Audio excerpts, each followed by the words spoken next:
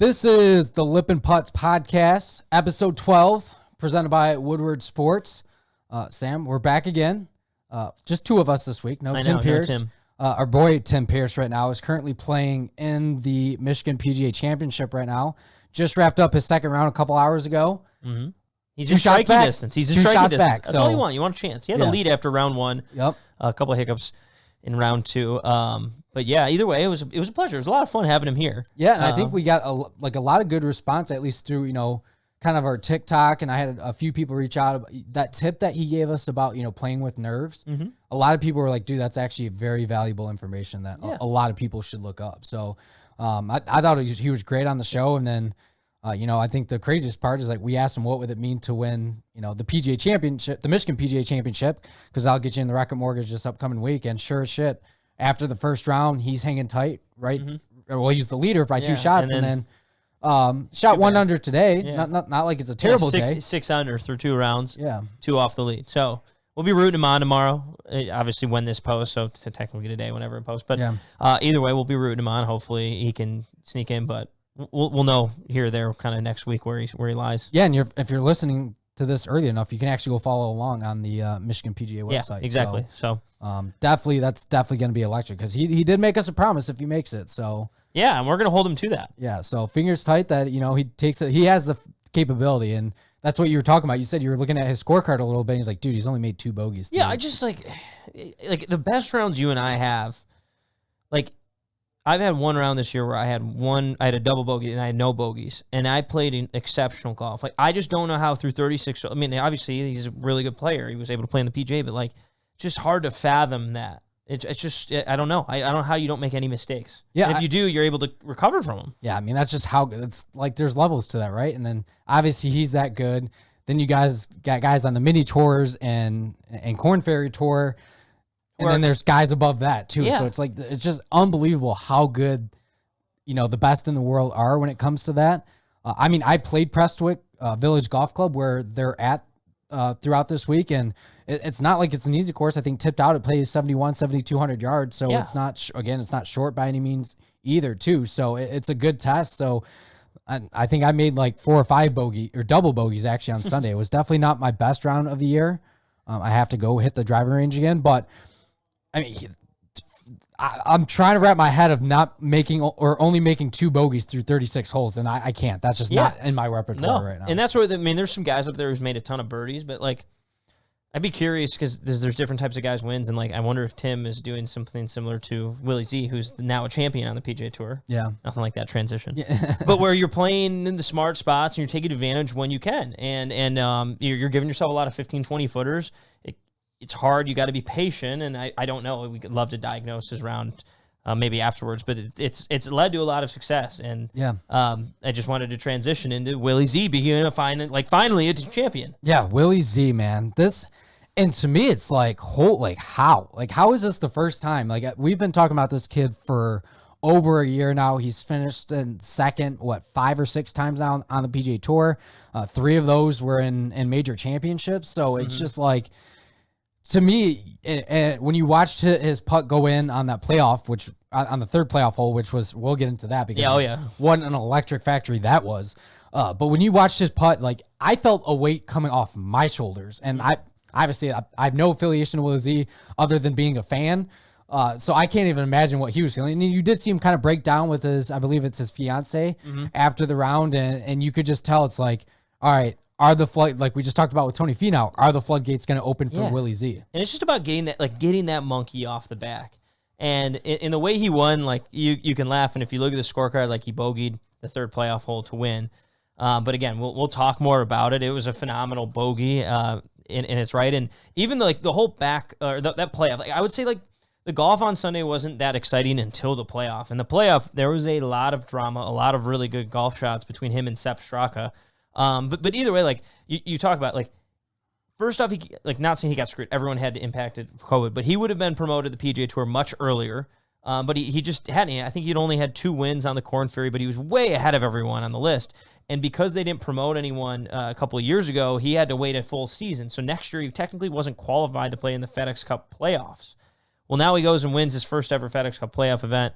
He's obviously now first in the FedEx Cup. He's had such a career when it comes to the majors. Like, really good to see this happening. And I think it's all about just building up some sort of backbone to where once you go and play in these majors, you have something to relate to, some experience to hone in on. And this is it. I mean, you win in a playoff, you shoot 4 under on the final round, you go 63, 65, 66 to finish on the last 3 rounds. Like, it is a phenomenal kind of 3 days of golf after a tough first round and then to go and win in the playoff.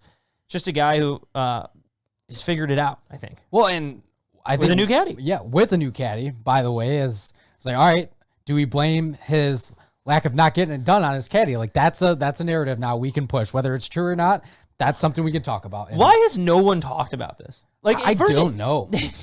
Like, imagine if an NFL team, I mean, that happened. Antonio Brown quit in the middle of a game. I was going to say a coach or anything. Big deal for like 3 weeks. About even past it. Like, no one even cares. He just quit, like, fired in mid-tournament. I'm just confused by it. And no one, but yeah, then he goes and wins. Like, we need to talk about this. Yeah, again, I think to your point, no one's brought that up too. It's almost the people are gonna laugh because to me it's like the Detroit Lions situation with Matthew Stafford. It's like Matthew Stafford is Will Zalatoris, finally gets the out. Lions are the caddy. Yeah, the Lions are the caddy. You get out from underneath, and then boom, you win a Super Bowl. And I mean, obviously, I think the Super Bowl is a little bit different than your first PGA Tour win, but still, to that degree, it is a story you can't really make up or really even put into a book. But you know, I'm happy for him. I think one of my favorite moments in recent years is that putt on 18. You know, to get him into that playoff, and he makes a huge clutch putt and then goes, "What are they gonna say now?" I know. Like, what a moment, because it is like. What's been the talk for most of the summer is Willie can't putt. He can't make the putt. His putter, it looks so bad, and he made a flurry of putts down the stretch to get himself into that playoff and ultimately get his first win. Yeah, he gave all the credit to, or he like kind of took it from Steph Curry. So there's obviously a little more story there. I just am like, man, why would you say that? Like, he should have said that when he won the playoff. Like, what if he loses in the next one and he misses a 3-footer? Like, well, that's just going to make for great content. It's true, but, and this, people please do not take this out of context. But they will. They will. Tiger Woods was notorious for making fist pumps down the stretch, or, I mean, obviously his big celebration, and I get the U.S. Open's different at Torrey Pines, but that was just to force a playoff either. I think you feel the amount of pressure that's going on. And I think anytime you get a putt that you see from a foot or 2-3 feet out that you know is going to hit the back of the cup and go in, there's not really much better feelings in golf than that. Yeah, and I guess like my whole thing is I'm all for fist pumps. Like, I think that's great, but like, what are they gonna say now? Like, I don't. And he said himself though. He did say, like, I was surprised that I said it. Yeah. He said it kind of just came out. Yeah. And of course I have to be critical of it. But I've been a big Willie Z guy for my previous stint on a golf podcast. I was praising him when he got a random invite to the U.S. Open because of the COVID pandemic. Finished T6. So like, this is a culmination of 2-3 years of where he had been, because that was kind of his first big break. Was he was leading the Corn Ferry. They got to invite him in it. Yeah. So yeah, it's a journey, and I mean, now he's first in the FedEx Cup. Like, he's obviously going to be on the President's Cup team. It's exciting to see what is next, what's going to be next for him, type thing. Well, and to your point too, you have the opportunity to be like, no, I was a Willie Z guy before. Oh yeah, before everybody else was, and I think I might have to check the tape and like bring it up. I think that's not to get too political like on this podcast, but that's something to hang your hat on. That's something that, you know, same way we are with Sahith. Like, yeah, that's been our guy from the get-go. And you want to see that guy do well. Mm-hmm. And, I mean, it's like rooting for a team or a sport, or like, I grew up a NASCAR fan, so I rooted for individual people. So it's hard to, like, you just see certain, I think, aspects in their personalities that you kind of connect with or can relate to, which, again, that's what makes being a fan so much fun. Yeah. And, I think seeing him have that moment this weekend, as I remember, I think actually the first time I heard about Will Zalatoris was through a Corn Ferry Instagram post or something. I just kept noticing he kept popping up. I was like, okay, who's this guy? Yeah, and you kind of keep track of him after that. It's like something you don't forget. Mm-hmm. Yeah, and he's been on a meteoric rise, And it's all stemmed from, I mean, basically he was able to figure out the putting. Now, while his putting is not like the best thing in the world, you can have these hot weeks, kind of like how Colin Morikawa does, where all of a sudden everything's going in. And when you're that good of a ball striker and you get your putter going a little bit, man, it can go a long way. Where like other guys really need everything to match up correctly to hit. But he's number one in the FedEx Cup.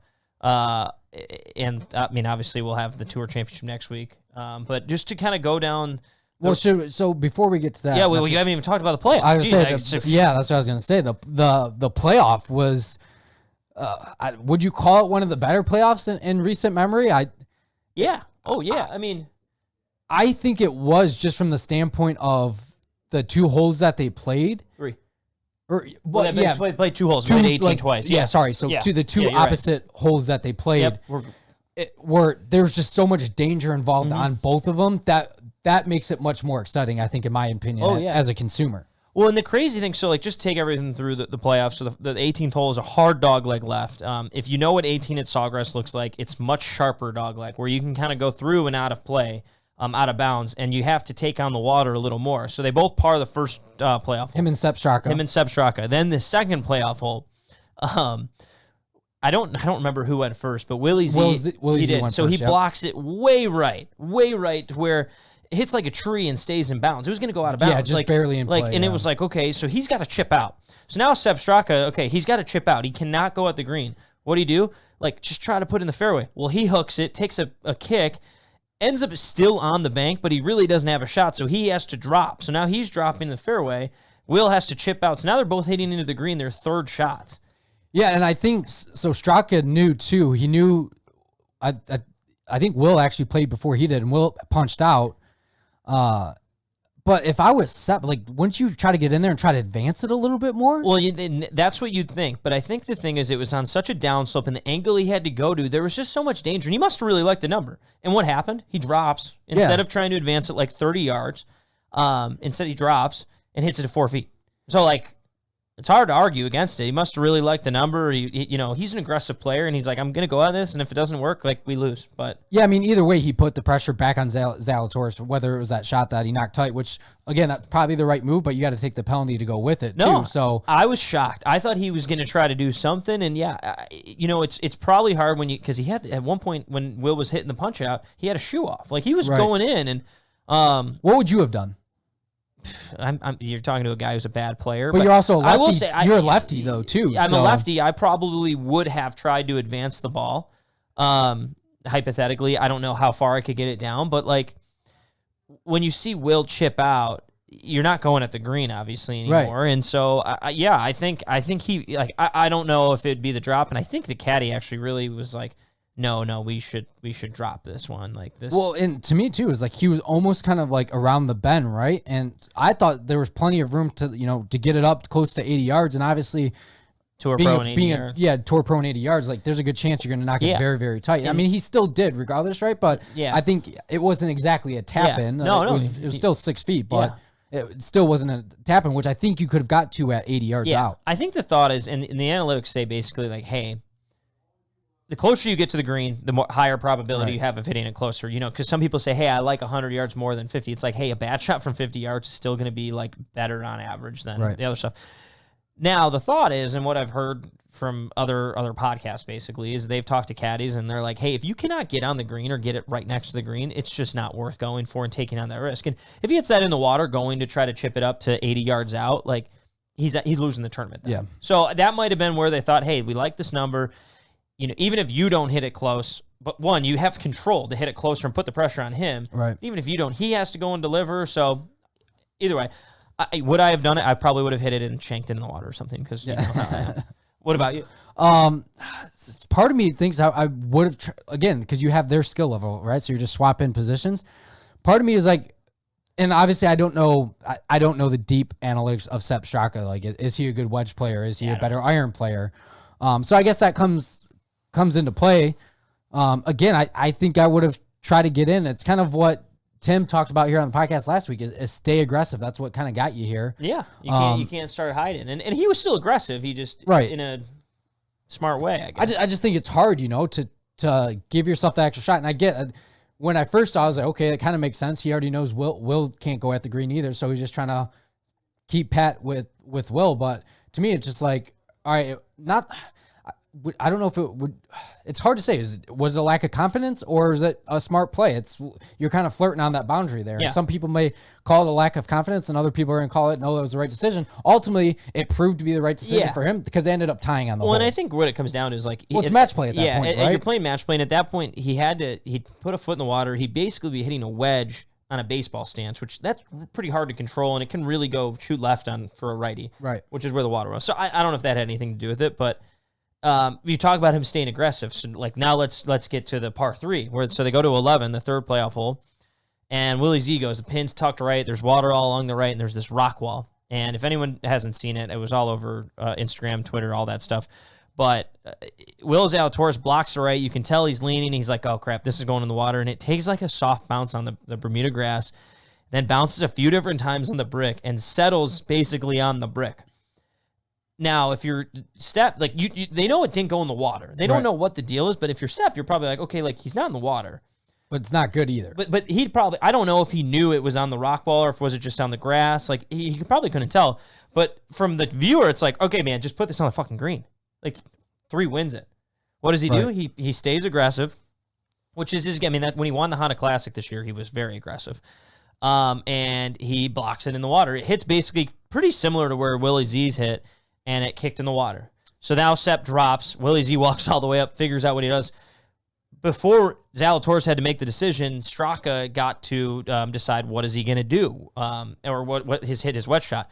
He hits it long and in the bunker. So now it's like, okay, Zalatoris, you have this option. Do you want to hit it from this rock wall where you have this grass lip? Well, it was wedged in there, almost like in a crevasse, too. And so it's like you can do, or you can go drop at the area, and you know Straka's not on the green. So like, hey, you should be able to make a 3 from the drop area, and if you don't, or you try to make a 2, and if you don't, you make a 3, then at worst you're probably looking at a playoff.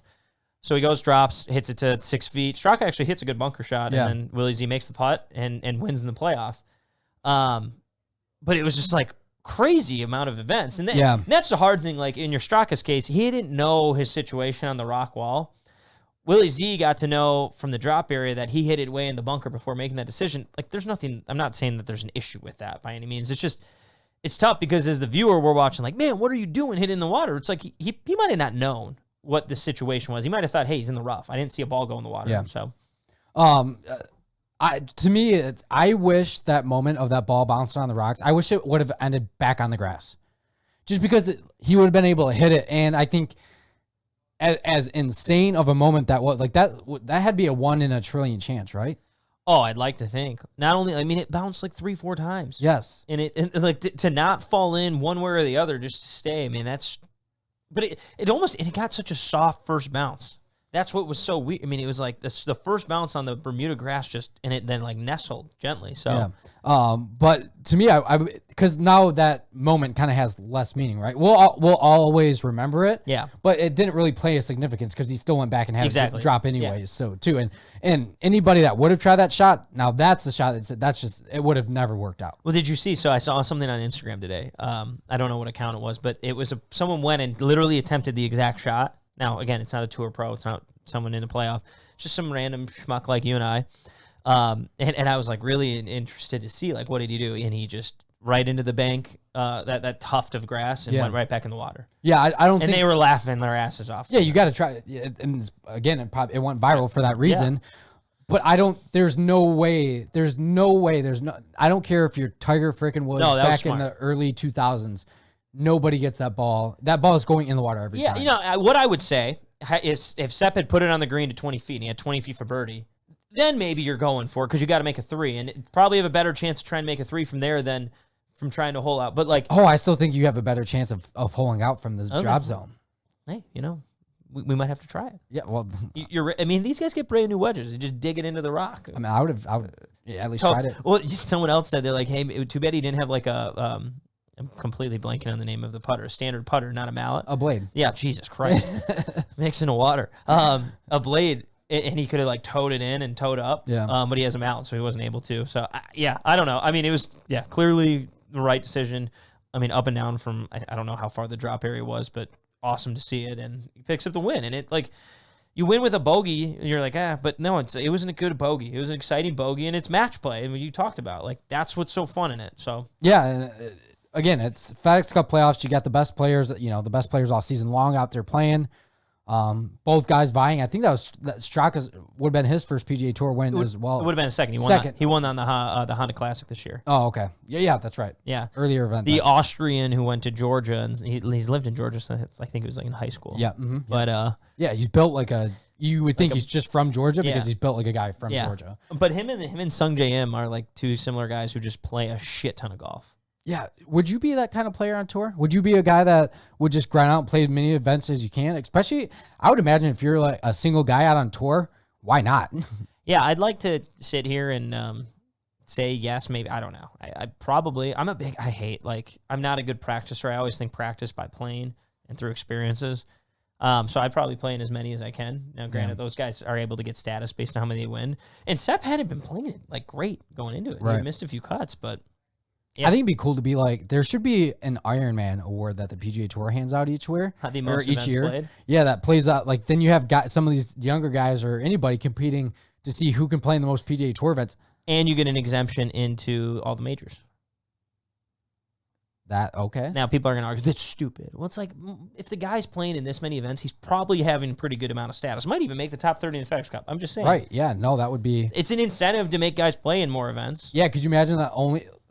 Yeah, you have a guy that's 100 in the FedEx Cup in the FedEx Cup standings, but then he gets eliminated on the Ironman streak because he didn't make to the next round. Yeah, I don't know. That'd be a tough scene. Yeah, it would be a break. Like, yeah, but hey, you got to play better. Yeah. Just going down the leaderboard a little bit. I'm trying to find it. Lucas Glover, Brian Harmon, T3. Lucas Glover jumps up 87 spots, so he's now 34th in the FedEx Cup. He only got in because of some of the guys who didn't qualify. And obviously the three LIV guys, which we'll get into later. And now he's like having a better than average week than the 70 players. If he finishes, I'm guessing top 25, he's in the Tour Championship, which comes with 4 exemptions to the majors. There's a lot of things that come with it. And talk about, hey, taking advantage of something. Yeah, stress relief. Our boy Sahith was up there after the first round. Yeah. Kind of just T13. Yeah, just kind of hung around for the rest of the weekend. So that was fun to see.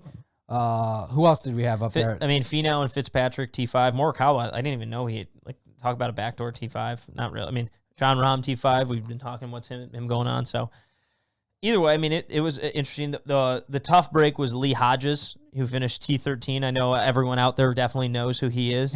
He bogeyed the last hole on Sunday to shoot 65, and he went from just outside the 70 to 72nd on the FedEx Cup, so he doesn't make the next event. Which is a tough break, but yeah, I thought it was worth noting. So yeah, I mean, how many? God, we've talked about a few things on this podcast. The Scottish Open, for some of these guys that made a bogey on the last hole coming in, would have gotten them into the Open Championship. We've talked about Lauer at the Justin Lauer. Yeah, yep. He bogeyed the last hole, would have gotten him into the FedEx Cup playoffs. Like, it's always a bogey. Yeah, it's always a bogey. You think it's because they're playing defensive? You think they know exactly where they're at on that last hole? I'm for sure assuming they know where they're at, but they're tough holes too. I mean, 18 is not an easy hole at TPC Southwind. So whether or not Ricky Fowler made a 9 there. Yeah, it's not that easy. Hey, he didn't make a 10. Yeah, but I'm sure there has to do with some nerves. But I don't know. The interesting thing is, you always think hey, every shot matters the same amount. They all have the same amount of significance. But I think what we've realized this year, and this is something Maverick McNeely's always talked about, is not every shot holds the same weight. Now, like if you lose a tournament by 1, you could look back to the shot on Thursday and, hey, I missed that 4-footer.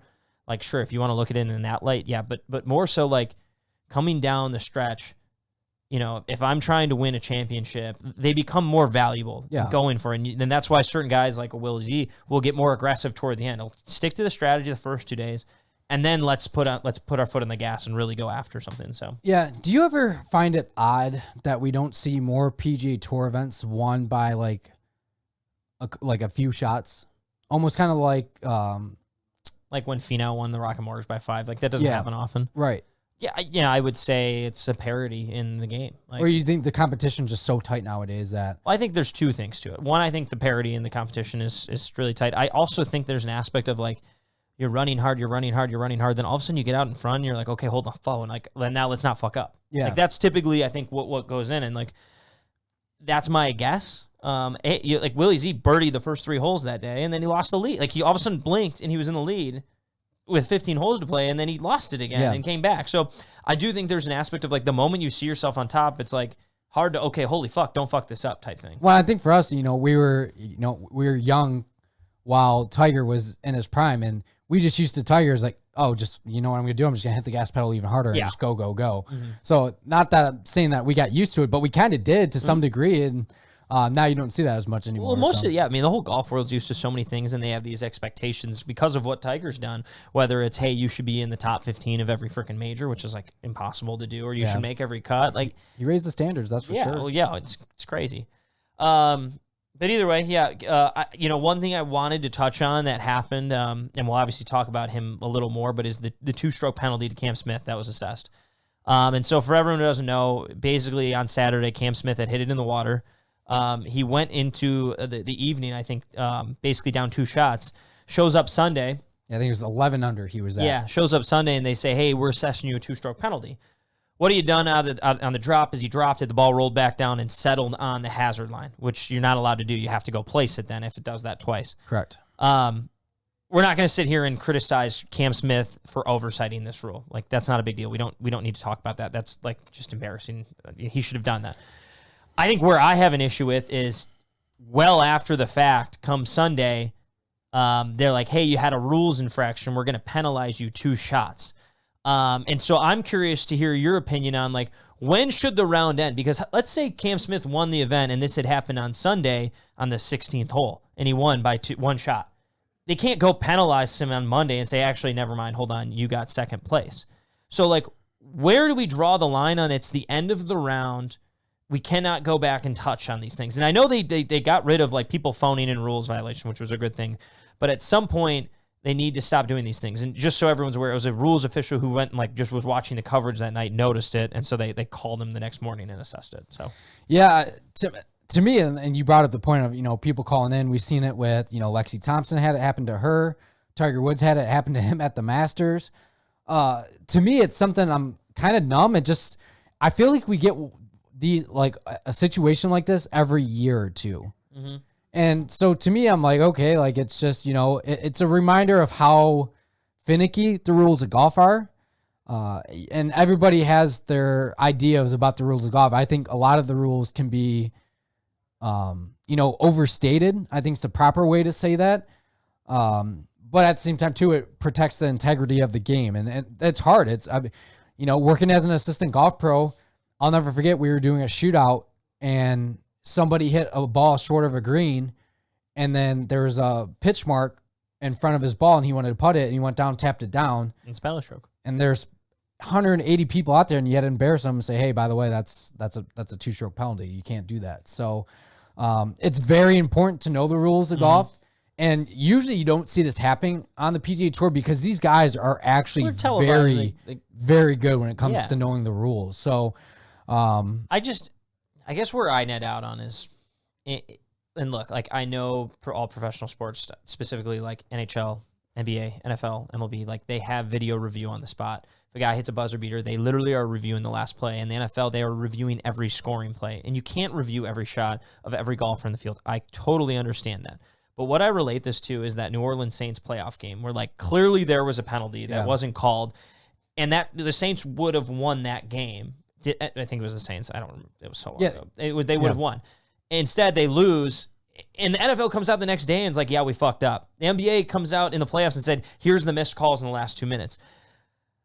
Like, I guess where I net out on is there needs to be a line where it's like, hey, you can't go back and do it. And I personally think the moment they leave on Saturday or the last ball, maybe an hour or 2 hours after the last ball goes in Saturday, like, you can't go change a guy's score. No, because my whole thing is, fortunately, it happened on Saturday. But, like, if this happened Sunday, what the fuck are we doing? Yeah, no, and to your point, too, is, how many times have you go and check a leaderboard and it says round 3 complete? I think, to your point, that would be a great place to start. As soon as the last ball from the final group hits the bottom of the cup, boom, Third round's done, over, can't go back, change anything. Yeah, or at least 2 hours because they may want to review these things. And release a statement, kind of like you did, like we've seen with other sports. And that could be just us being used to the American culture of how we deal with sports here, is like release a statement saying, hey, he should have been. No one on our crew caught it.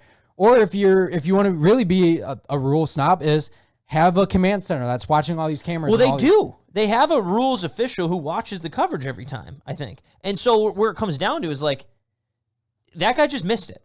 Like, it's that simple. Like, you just missed it. Cool. You missed it. Move the fuck on. Like, I just, that's where I hit. And hypothetically, he could have been Cam Smith on, he was 1 under on, or 2 over on Thursday, and they're not showing any coverage. This doesn't get brought up. And I'm not saying that, like, oh, so he's not in contention. It shouldn't matter. It's like, no, it's just, they got to police it the same way. And I don't know. I just hate this whole, like, rules after the fact or whatever. Like, in the grand scheme of things, him hitting a ball, first off, it's a dumb rule. Him hitting the ball off the hazard line off a drop, like, that's not going to change anything. But you got to take full relief from the penalty area. Well, if it's a penalty area, I'm already being penalized for being in it. And now I'm getting 2 shots because I hit one off the freaking painted line that was a foot out of the water. Like, I don't know. It's one of those ones where I just thought it was stupid. And I agree with you. Like, it's not a PGA Tour thing. It's a rules of golf. I guess it is a PGA Tour thing. But it's a USGA rule, technically. Yeah, but like the PGA Tour needs to figure out, like, hey, and maybe they know, hey, we fucked up, we missed this, like, but we're not going to go back and change it. Yeah. Now, the benefit they do have is there's 3 rounds up until the final round. But again, if this is going to happen at some point on the final round. Yeah, again, to your point, there needs to be just a clarity of when. It needs to be a process. Yeah. I don't even think, like, it needs to be a process. I just think after midnight on Saturday, like, you can't go back. They didn't change it, like you said, until, I think, minutes before he teed off for his 4th round? Yeah, they basically grabbed him when he showed up to the property on Sunday. And, the rules, like, from what I heard, was the rules official found out Saturday night. He saw it.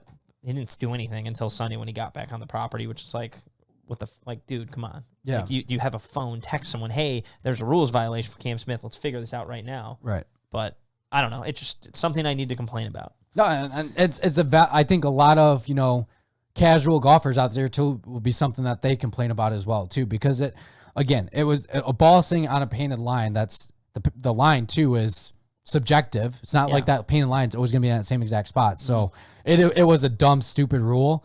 But obviously there's another narrative behind that too, right? And I guess we can kind of switch that up to where we're at now. That's a good segue. Well, we can transitions today. Obviously it's confirmed. Cam Smith is going. It's not confirmed. He hasn't confirmed it. He hasn't personally confirmed it, but he also has not denied it. Yeah.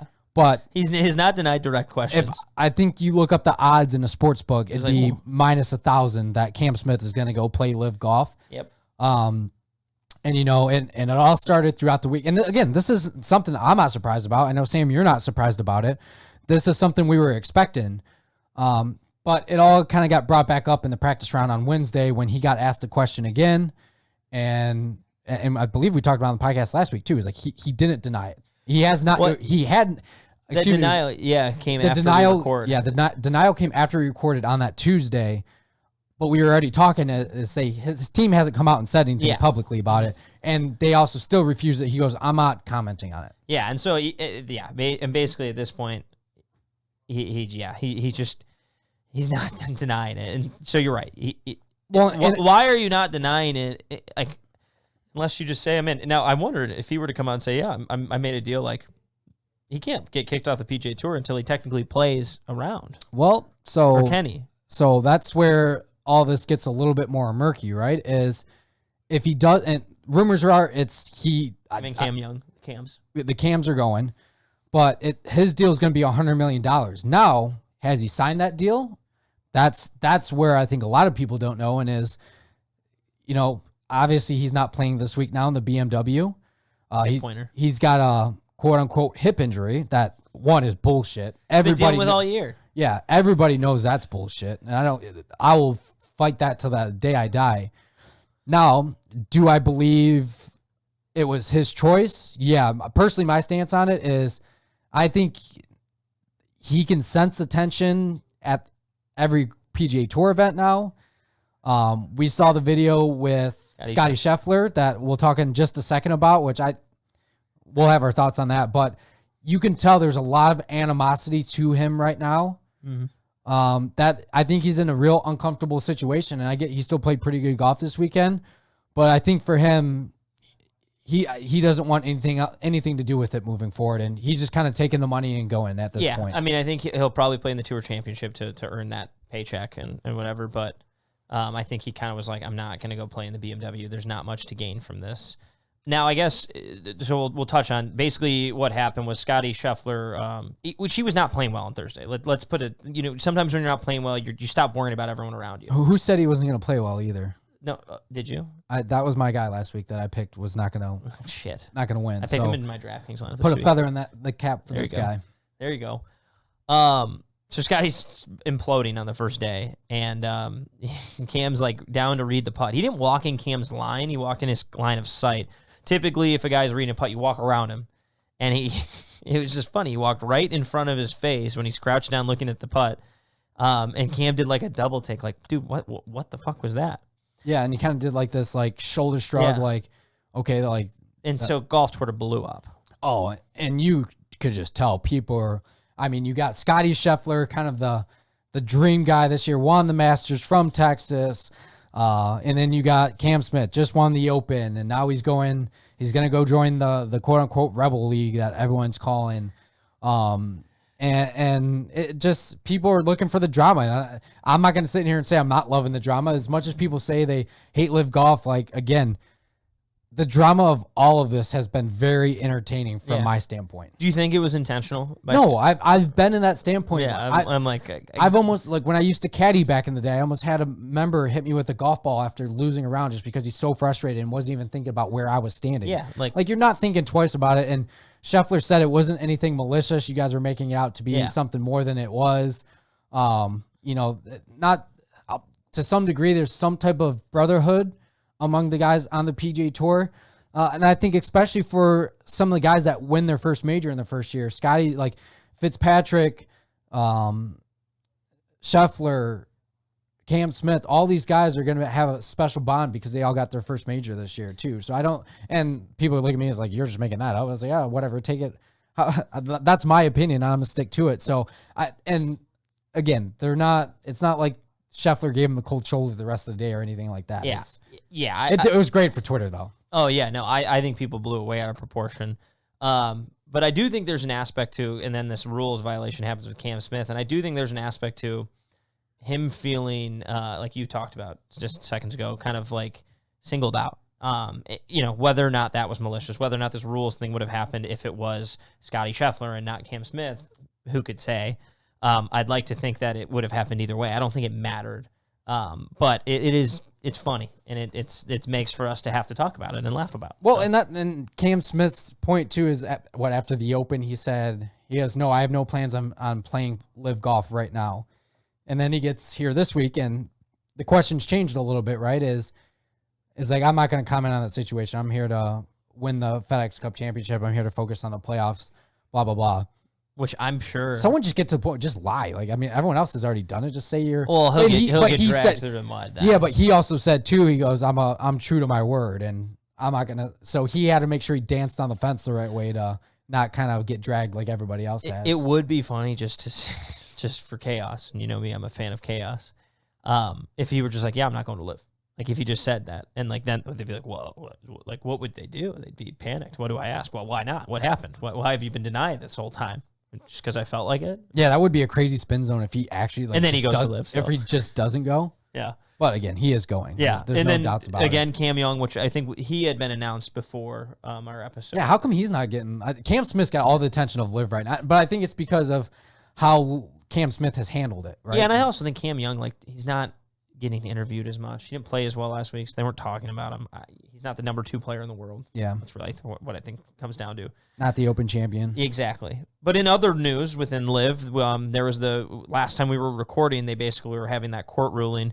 And the players, which I think I screwed up. I mentioned Kevin Na, not Matt Jones. But Matt Jones, Hudson Swafford, and Taylor Gooch, along with a few other players, basically filed suit, 106-page document trying to give themselves, these 3 specifically, access on the FedEx Cup because they had qualified. The judge in the Northern California, the state of California, blocked the antitrust suit and said, because of the money you signed and these contracts you've gotten, this irreparable harm that you're getting by not being able to play in this $1 million event of the FedEx Cup playoffs. It's not no, we're not letting you play. Yeah, basically. And then it came out too is like this suit doesn't make sense. Kind of like to dumb it down is like it doesn't make sense because you, like you just said, you already got paid. Now you're complaining about being blocked from another league. Yeah, I mean, the big thing of their suit, I think, stems from like, we're independent contractors. Why can I not go play here and play there and play there and play there? And that's where it's going to come from. And what I would say is, had that these LIV guys been able to play on the FedEx Cup, that would have been a atom bomb on the PGA Tour. Yeah. Now, them not being able to is not like a massive win. It is a win for the PGA Tour, and it's a step in the right direction. And obviously, I think before we even talk about this week's event, we want to talk about what's going on right now amongst some of the PGA Tour players. But it is a small victory for the tour. Yeah, for the tour. And so, there's a lot that's going to come out from this. And again, the majors are going to have some sort of aspect to it. But there's so much legal jargon, and from other things I've listened to, I don't really know where it's going to go. But I've gone back and forth, and I'm almost on the spot where I don't see how LIV is going to win this. Well, and I think the more interesting kind of parts that came out of this, too, is one of the LIV lawyers went in there and said that, it was debated of how these guys were getting paid, right? Well, they came out and because I remember hearing that, and I told you, yeah. Right, so I guess apparently one of the LIV lawyers came out and said that the money that they got paid, so let's say if I signed a $50 million contract. Yeah, and then you won the first LIV event. Which I won $4 million. Let's say I won $5 million between the team and that would come out of my $50 million, basically. Correct, yeah. So now, he did say that. They did correct and say, no, that's not true. I did find out. Yeah, but again, that also looks bad from a LIV standpoint because that's supposed to be your lawyer who's supposed to understand these contracts. They got a non-golf lawyer. Like, it's just, I don't know. It's weird. It doesn't make sense to me. Feel like they're not doing everything the right way. Well, it's just a sped up process, right? And it's to me, I'm not surprised some of these quote unquote errors you could say are happening, because it's all been rushed. I think it's moving faster than I think they thought. It was like maybe they didn't think they were going to get as many players as they thought they would this first year, so they really have to get their ducks in a row of making sure they have all this correct. And again, there's so much legality behind it that. I'm not going to be able to keep up. I'm not a lawyer. I'm not going to claim to be a lawyer. I'm not going to act like a lawyer. Like we are not giving legal advice. Like a lot of people are doing throughout Twitter. I can look at it from the standpoint of what's come out from the proceedings and what, the quote unquote experts are saying. And to me, it's just like there wasn't a strong enough case, which we said we didn't think there would be. But for a guy like maybe an Andy Ogletree, that's where you have a little bit of a different story, which don't know if we'll ever actually even hear about. Yeah. But, and I think kind of part two of where I was going with that is like Patrick Reed came out this week too and said that the LIV Which I wanted. Yeah. Sign me up. I'm game for it. Like pretty much a LIV Golf versus PGA Tour type event that he said he think they'd hold their own. Yeah. Oh, well. Which to me is... My thing is they'd be like the Europeans who they have the chip on their shoulder. Fuck you to the PGA Tour members. Man, that would be fun to watch. But also the PGA Tour is like, you just affected us. Yeah, we're not going to give you... Yeah, that's because it would help build their brand. The problem is the PGA Tour would never do it because then they'd be admitting to the fact that this is somewhat of a valid thing. Yeah. But I would love it. I would love it. Yeah, so I mean, I wasn't surprised about the, kind of the court proceedings and how that went. Mm-hmm. I was watching Golf Channel that entire night, and after we got done recording, they were just talking about, it's such a monumental day in the world of sports, and because there's a precedent set now moving forward, right, of what's going to happen. That's happened in all law cases. That's something I do know, that a precedent has been set. But I think the attention now has been shifted to this week and what's going on with the PGA Tour players that are left at the BMW Championship. Essentially, what is going on is it sounds like there's kind of like an all-in players meeting, but not all the players are involved. It's like the top 20 players, I'm guessing Cam Smith and Cam Young aren't included because of the LIV rumors, but basically the high-profile guys who are very adamant toward PGA Tour. Right, and one that they call Tiger Woods is flying in on a private jet to come meet with them as well, too. So I've saw a few tweets out there and a few people talking is like, Tiger Woods is kind of acting as the quote-unquote de facto commissioner for the PGA Tour. Yeah, so Alan Shipnuck, who was part of the Fire Pit Collective, and he's posted a lot of stuff on the media, which he's been like kind of this righteous aspect of like, this is why the PGA Tour is better, and this is why Saudi League is bad, blah, blah, blah. I'm not going to get into the nuances of that. But he tweeted, more context on today's PGA Tour meeting. It's not for the whole membership, just select top players. Tiger helped organize it. He held a similar skull session at Adair Manor. He's now acting as a de facto commissioner. It is unknown if he's getting guidance from the real commish. Do you think Jay Monahan has anything to do with this? Dude, I don't know. I if he was like, hey man, we got, here's a couple $100 million, or my guess is Jay probably had something to do with like, hey man, don't you want to leave a legacy? And like, if this LIV thing comes off, your legacy might be turned. I don't know. I can't. No, I don't think it doesn't fit the bill for Tiger to just come out and do this on his own. See, that's maybe I'm off. I would counterpoint you that over the last 5, 6, 7, 8 years now, we've seen a totally different Tiger Woods. You're right. I agree. And again, I think it goes back to the conversation that Arnold Palmer looked at him as they've had it happen during their time. I think they knew it would happen again. That it's on this generation. It's on Tiger to protect the integrity of the PGA Tour and what Arnie built, what Jack built, what Tiger himself helped build into the tour that it is today. So I do think part of Tiger, I mean, we've seen how he's acted in these Ryder Cups, in these President's Cup. Like, that guy loves being the head of something. Mm-hmm. And so it does not surprise to me that there's some type of players coalition going on right now that involves him at the forefront, because Tiger Woods walks into the room and starts talking about anything golf, everybody's going to stop and listen. Except for Greg Norman, maybe. What if Tiger, hear me out, buys the PGA Tour? No, that'd be crazy. But he goes, hey, guys, this is what we're going to do. We're going to hold an event at MJ's course, because they're such boys, Michael Jordan's course.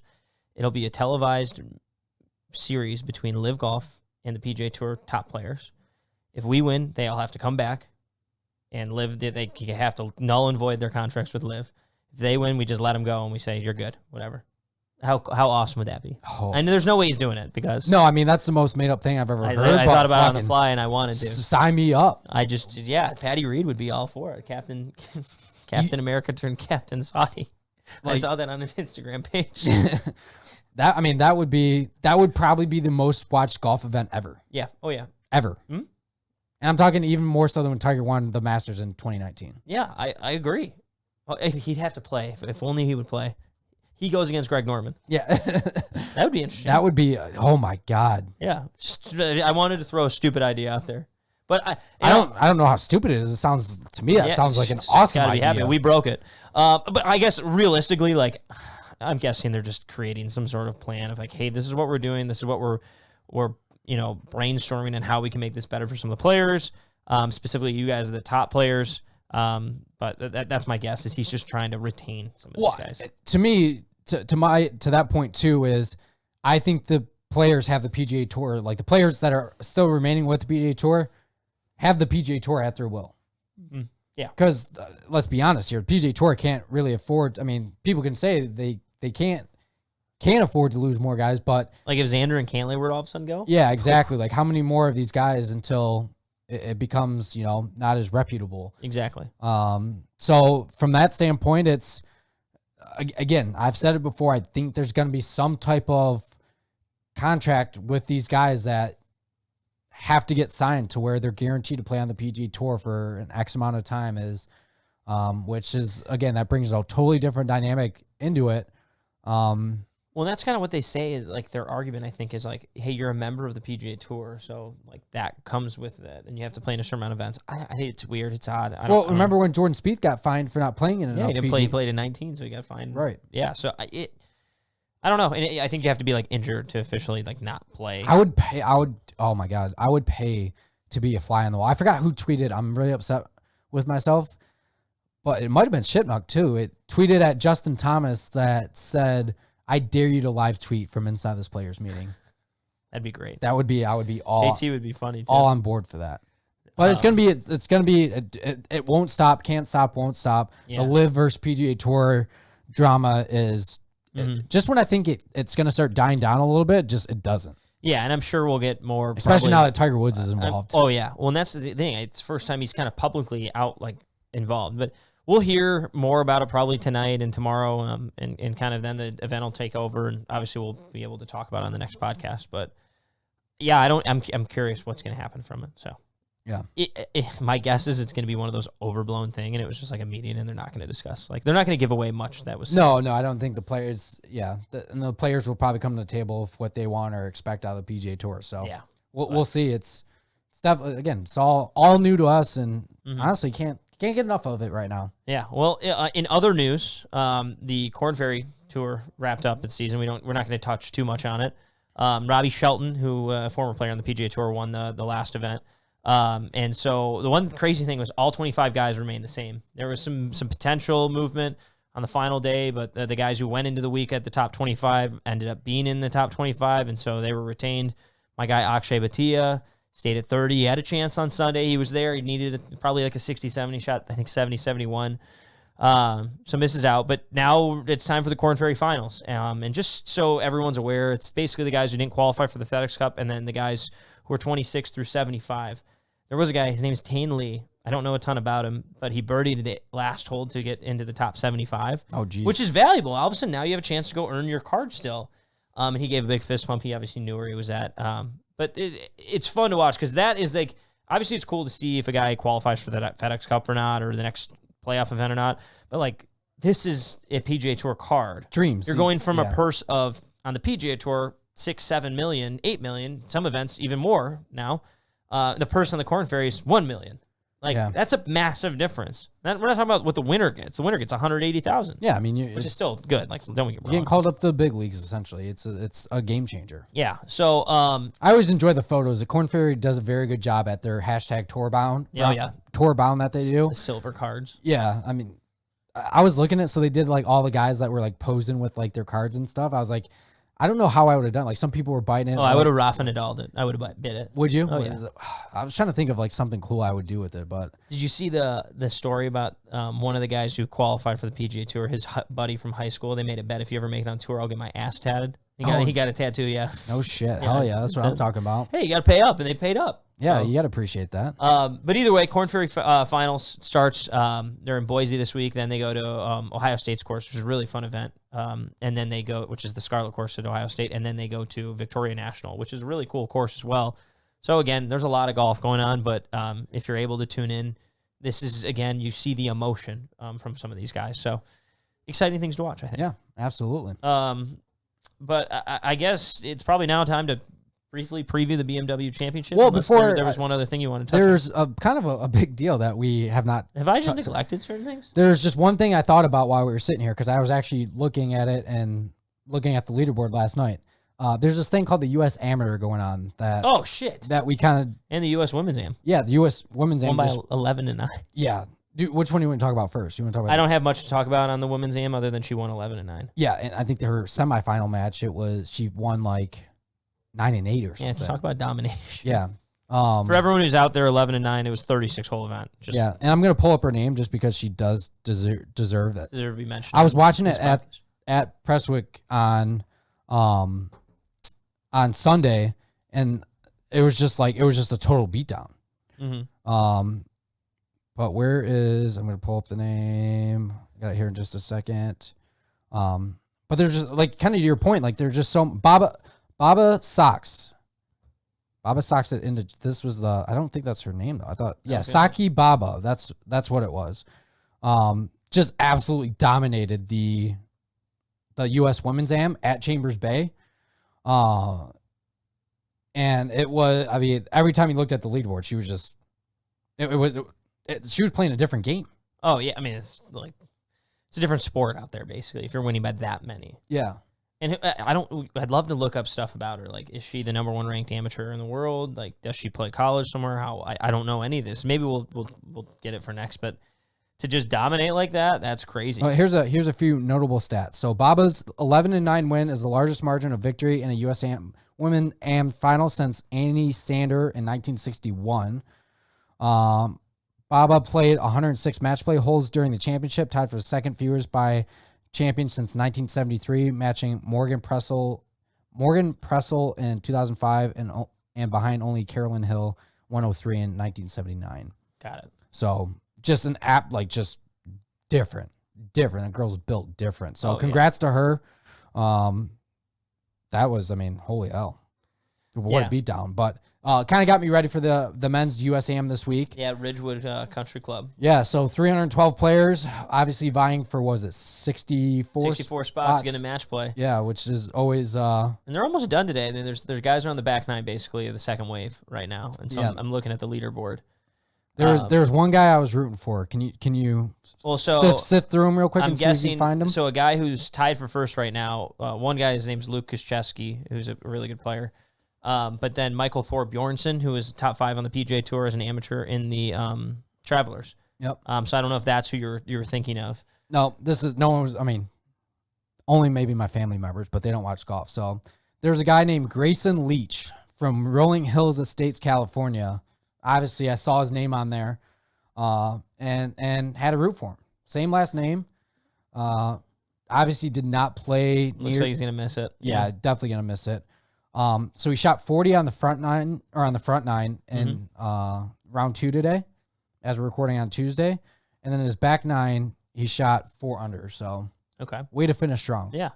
I'm looking at these names, and one name that caught my eye: Santiago de la Fuente del Valle. Ooh, Mexico.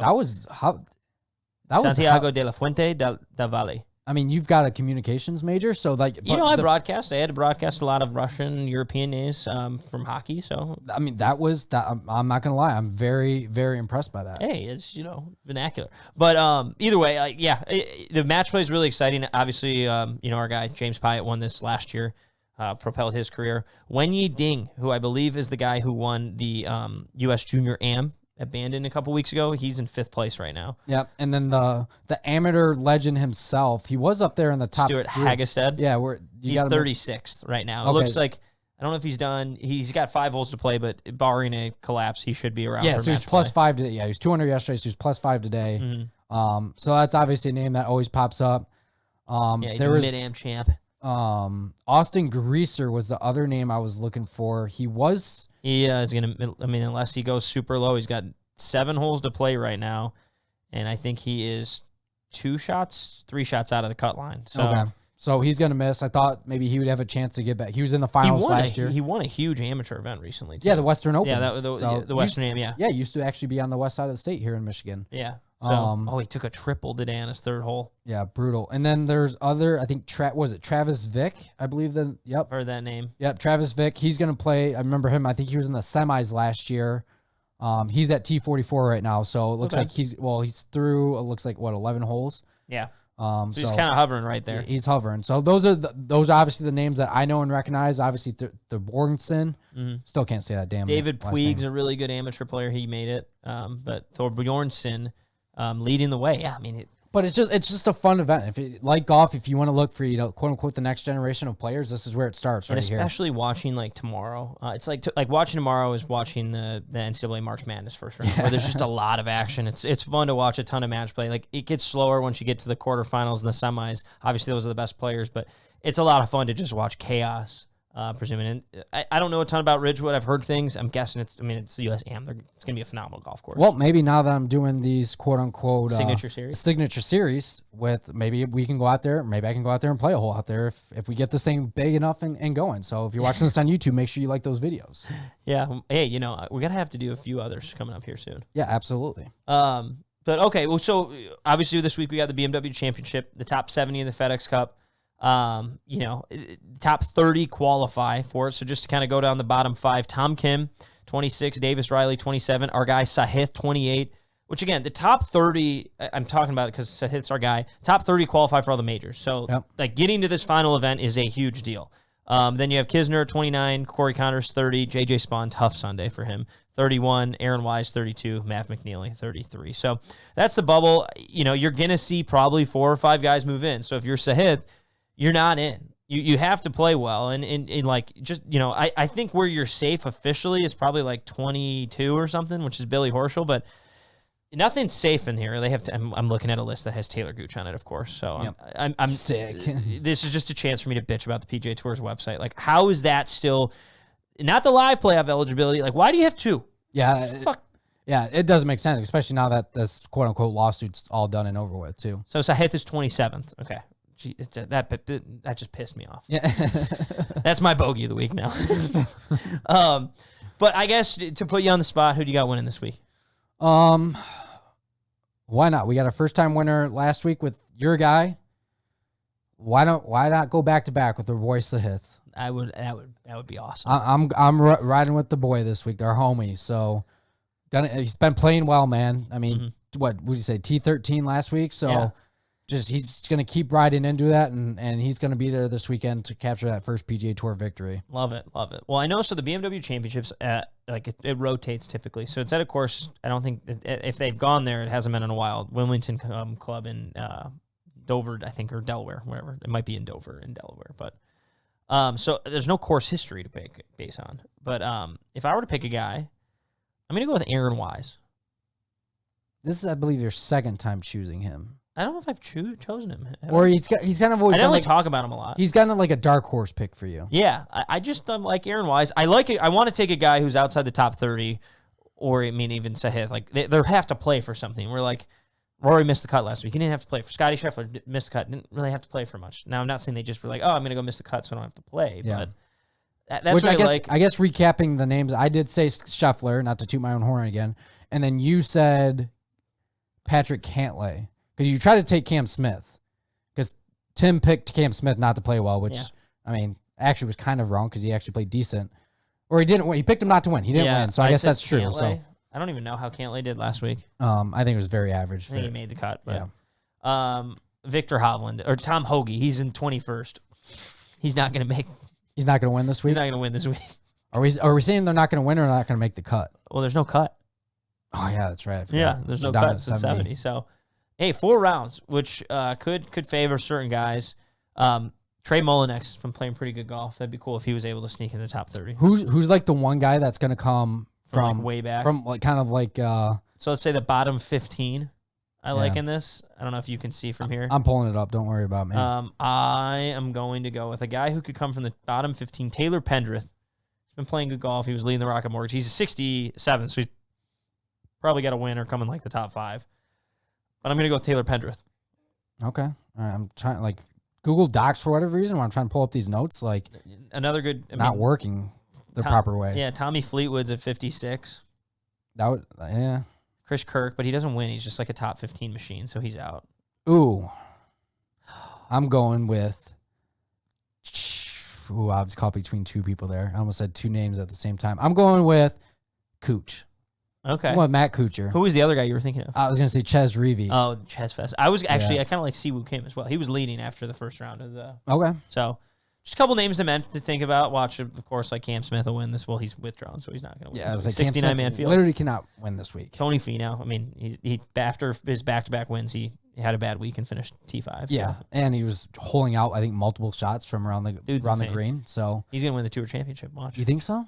I don't know. It would fit the mold of like him winning that, but like not being a full field event and people criticizing that. I don't know. I guess we can kind of talk about the Tour Championship a little bit, right? Yeah, I think we need to talk about it next week. We've had a pretty full show. Okay, but we can save it. We can mention. I mean, let's definitely save it. Well, I guess, but we should at least mention because getting in the top 30 is very beneficial, but also where you finish in the top 30 impacts where you start next week. Correct. The leader starts at 10 under, and I think 26 through 30 started even. So the higher you are in the FedEx Cup, the more stroke advantage you'll get.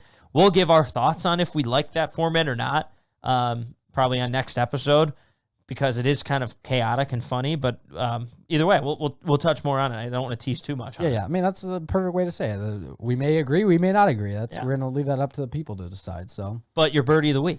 My birdie of the week. My birdie of the week is Adobe software. And this goes back to Creative Cloud. The Creative Cloud is by far just the best editing system ever. And I know there's people out there that love Final Cut and not having to pay a subscription every single month. But what I was able to do in Adobe in a short amount of time with making the signature series, I actually had an app on my phone I almost bought this app on my phone for like $40 for the year that does shot tracer for you. But I looked up this video of how to do shot tracers in like Premiere Pro, which they use, and it's very like you just import a video to their After Effects, which is their like it's motion graphics. Yeah, basically. It's essentially Premiere on roids. Yeah, I guess they it's like use a combination of Photoshop meets Premiere. Yeah, and they use that to like make movies for special graphics and stuff. So you go, I'm getting real nerdy over here right now, but learned how to make shot tracers in there for these videos that I'm coming out with, and if we ever do some joint stuff as well too, which we can still call it Nick's signature series. Yeah, which we plan on doing. But that was by far the most fun I had. Like I was up editing to like 3 or 4 in the morning, like multiple nights in a row, just because I was having fun. Well, I'm glad you're having fun doing it. Yeah, so I like doing stuff like that.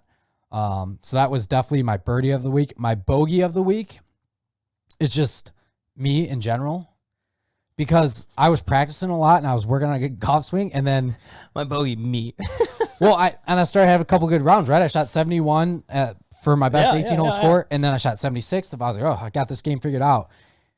And then once you start doing that, the ugly demons rear their ugly head, and you start slipping back to some of your old tendencies. And that happened a little bit this weekend playing. I played golf on Saturday and Sunday, and I could only miss the golf ball left. And all of a sudden, like halfway through the round on Saturday at Plum Hollow, I started hitting the ball right again. I was like, that's not a good sign, because I haven't been able to hit the ball right in like over a month now, which means you're slipping back into some old tendencies, and you got to get back to work. Yeah, two-way miss. So bogey of this week is lack of continuation in the process of practicing. Mm-hmm. So take that with a grain of salt, because you don't ever have it figured out. You always have to practice. Yeah. Always practice. All right, well, you put pressure on me last week because I always do golf-related stuff, so I'm fully going off the golf bandwagon. Hell yeah. I love just getting off our complete topics. So my bogey of the week, I gave you like 3 of them. 1, the PGA Tour fucking website sucks.